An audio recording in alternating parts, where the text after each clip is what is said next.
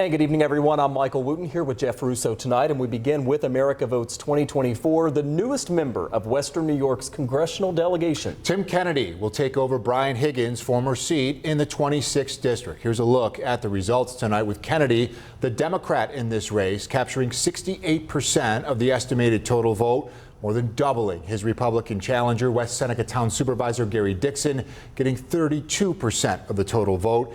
As expected in the overwhelmingly blue district, this was not a close race. The district lines have changed a lot lately. Right now, the 26th encompasses parts of Erie and Niagara counties, representing more than 700,000 people. It spans south from places like Buffalo and West Seneca, up through the north towns, and then into Niagara Falls and communities along Lake Ontario in Youngstown and Wilson. By the way, the district will change a bit more for the primary and then the general election this November. In a moment, we'll break down the vote and get insight from our 7 News political analyst Bob McCarthy. First, live team coverage from the two campaigns tonight. Michael Schwartz is with the Republicans in West Seneca. We are going to begin, though, with our senior reporter Eileen Buckley in the winner's circle tonight at the Pierce Arrow Museum. Hi, Eileen. Hi, Michael and Jeff. I'm telling you, Tim Kennedy celebrating a major win here tonight, a big victory that puts him on the road to Washington, D.C. Kennedy, a Democrat, overwhelmingly defeating Republican opponent Gary Dixon in this 26th congressional race to fill this seat in this special election. Now, the crowd is much thinner behind me, even though the music continues.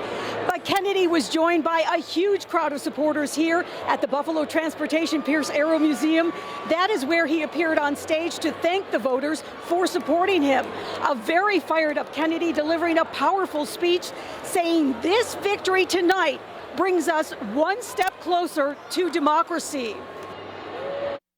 And we are going to stand and defend democracy. We need to elect pro-democracy, anti-MAGA candidates all around the country this November. And it starts here in this room in Buffalo, New York tonight. Kennedy vowing to take on extremely Republicans, that is, in Washington. And he talked about the need for gun control, affordable health care, and women's rights when it comes to abortion. He is pledging that he will work to change Washington. Now, Kennedy was joined by his wife and parents. He told the crowd that his opponent, Gary Dixon, did call him to concede this race. Now, with this win, Kennedy will serve until the end of this year and would need to run again in the November election. But Kennedy, in a way, is always already winning a political hurdle to his fellow Democrat, Nate McMurray. We have learned that the Board of Elections is saying that Nate McMurray's primary signatures for the primary race in June are insufficient. The State Board of Elections is supposed to finalize that and review that tomorrow. That, according to the Erie County Democratic Party Chairman Jeremy Zellner. Now, Kennedy is saying that he is expected to be sworn in about 2 weeks. I'm going to send it back to you and Michael and Jeff in the studio tonight. All right, the celebration for the Tim Kennedy camp ongoing tonight. Eileen, thank you. Now, this race tonight called within, 7 or 8 minutes after 9. West Seneca Town Supervisor Gary Dixon said he knew he was facing an uphill battle in this race, with Democrats far outnumbering Republicans within this district. Yeah, you also have the money race here. Dixon's political machine outspent big time by the Kennedy campaign, which had a much bigger bank account. Our Michael Schwartz covering the Dixon campaign tonight. He's live at Clucks Grove in West Seneca. Good evening, Michael. Yeah, Jeff and Michael, look, it was quick and it was quiet here at the watch party for Gary Dixon. Just as you alluded to, just about 20 minutes after the polls closed is when we got a sense that Kennedy would be the projected winner and Dixon would not fill that 26th congressional seat. Still about 5 tables filled this room of supporters waiting for Dixon to speak. He was on his laptop the whole time monitoring those results. The Republican and West Seneca Town Supervisor thanked his supporters. His message was to keep fighting to make a difference. He was given a standing ovation and told me that he called Kennedy to congratulate him. I asked Dixon if there's something he wants Kennedy to focus on now that he was elected. that Dixon would have done if he won.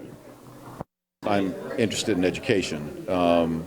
That's specifically a problem in our less advantaged, disadvantaged neighborhoods. It's not as much an advantage in West Seneca, and of course, as a supervisor, you don't really have control over education.